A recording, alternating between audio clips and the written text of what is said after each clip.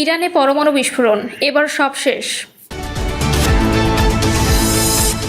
জানাবো কোনো হুমকির কাছে মাথা নত করবে না ইরান। ইরানকে ভাতে মারতে গিয়ে ভয়ঙ্কর বিপদে ট্রাম্প, হরমুজে আমেরিকার পতন হবে।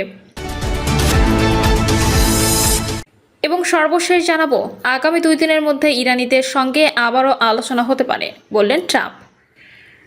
দর্শক শুনছিলেন সংবাদ শিরোনাম, এবার জানিয়ে দিব বিস্তারিত সংবাদ। তবে তার আগে অনুরোধ থাকবে ভিডিওটিতে একটি লাইক দিন এবং ভিডিও সম্পর্কে আপনাদের গুরুত্বপূর্ণ মতামত কমেন্ট করে জানিয়ে দিন।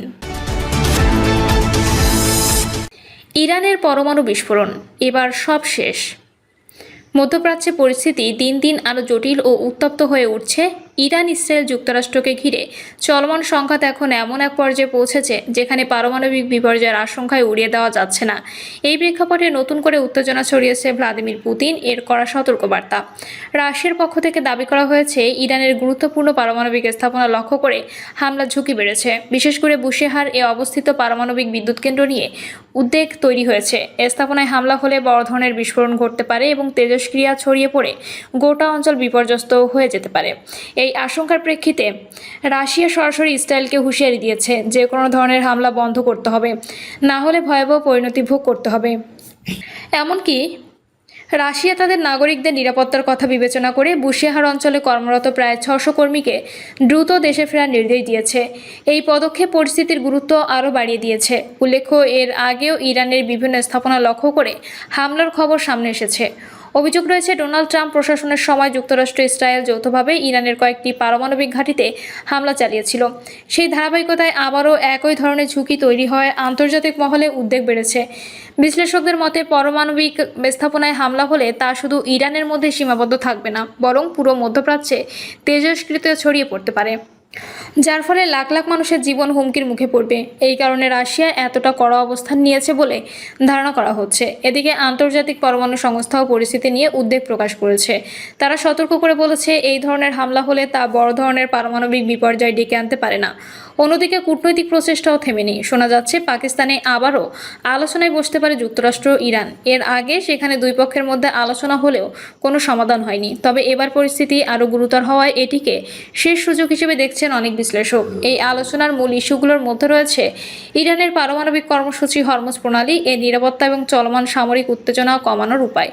হরমুজ প্রণালী বিশেষভাবে গুরুত্বপূর্ণ কারণ বিশ্বে প্রায় 20% তেল এই পথ দিয়ে পরিবাহিত হয়। এটি বন্ধ হয়ে গেলে বৈশ্বিক অর্থনীতিতে বড় ধরনের ধাক্কা লাগতে পারে। ইরানের প্রেসিডেন্ট মাসুদ পেজেকশিয়ান ইতোমধ্যে সতর্ক করে বলেছেন হরমুজ প্রণালীর নিরাপত্তা বিঘ্নিত হলে এর দায় যুক্তরাষ্ট্র ও তাদের মিত্রদের বহন করতে হবে। একই সঙ্গে ইরান যুদ্ধের ক্ষতিপূরণ দাবি করেছে, যা তাদের অবস্থানকে আরও কঠোর করে তুলেছে। এদিকে নতুন করে পরিস্থিতিতে জড়িয়ে পড়েছে চীন। চীন স্পষ্টভাবে জানিয়েছে তাদের জ্বালানি সরবরাহে কোনো বাধা সৃষ্টি হলে তারা তা মেনে নেবে না। এর ফলে যুক্তরাষ্ট্রের উপর কূটনৈতিক চাপ আরও বেড়েছে। সব মিলিয়ে বিশ্ব রাজনীতিতে এখন এক গুরুত্বপূর্ণ মোড়ে দাঁড়িয়ে। একদিকে সামরিক উত্তেজনা বাড়ছে, অন্যদিকে কূটনৈতিক সমাধানের শেষ চেষ্টা চলছে। যদি এই আলোচনায় ব্যর্থ হয় তাহলে পরিস্থিতি আরও ভয়াবহ রূপ নিতে পারে বলে আশঙ্কা করা হচ্ছে। এই বর্তমানে সবচেয়ে বড় প্রশ্ন, এই সংকট কি আলোচনার মাধ্যমে সমাধান হবে নাকি বিশ্ব আর একটি বড় যুদ্ধের দিকে এগোচ্ছে? উত্তর এখন সময়ই দেবে। কোনো হুমকির কাছে মাথা নত করবে না ইরান। পাকিস্তানে ইরান যুক্তরাষ্ট্রের শান্তি চুক্তি আলোচনা ভেস্তে যাওয়ার পর ইরানকে পরাভূত করতে মরিয়া হয়ে উঠেছে ডোনাল্ড ট্রাম্প। দিশেহারা হয়ে একের পর এক নানামুখী হুমকি ধামকি দিয়ে যাচ্ছেন তেহরানকে। এমনকি নিমেষে ইরানকে নিশ্চিন্ত করে দেয়া সম্ভব বলেও হুঁশিয়ারি দিয়েছেন তিনি। ট্রাম্পের এসব বলির জবাবে তেহরানও পাল্টা হুমকি ছুড়ে দিয়েছে। বিস্তারিত ডেস্ক রিপোর্টে। পাকিস্তানে অনুষ্ঠিত ইরান যুক্তরাষ্ট্র আলোচনা ব্যর্থ হওয়ার পর ইরান পুনরায় বিমান হামলা শুরু করতে যাচ্ছে Donald Trump. The Wall Street জার্নালের প্রতিবেদনে বলা হয়েছে 12 এপ্রিল হরমুজ প্রণালী অবরোধের ঘোষণা দিয়েছেন তিনি। সেই সাথে ইরানের উপর আবারও বিমান হামলা চালানোর বিষয়টিও বিবেচনা করছেন। এতে মধ্যপ্রাচ্য সংঘাত আরও বিধ্বংসী রূপ নেওয়ার সম্ভাবনা রয়েছে। ইরানি সংসদের স্পিকার মোহাম্মদ বাঘের গালিবাফ স্পষ্ট জানিয়েছে যুক্তরাষ্ট্রের হুমকির কাছে তেহরান নতি স্বীকার করবে না। গালিবাফ আরও বলেন, ডোনাল্ড ট্রাম্পের নতুন হুমকি ইরানি জাতির উপর কোনো প্রভাব ফেলবে না। তার ভাষায়, যুক্তরাষ্ট্র যদি লড়াই করে তাহলে ইরানও লড়াই করবে, আর যদি যুক্তি নিয়ে এগিয়ে আসে তেহরানের যুক্তি দিয়েই মোকাবেলা করবে। তারা চাইলে আবার ইরানের সক্ষমতা ও দৃঢ়তা পরীক্ষা করে দেখতে পারে, যাতে তেহরানও তাদের আরও বড় শিক্ষা দিতে পারে।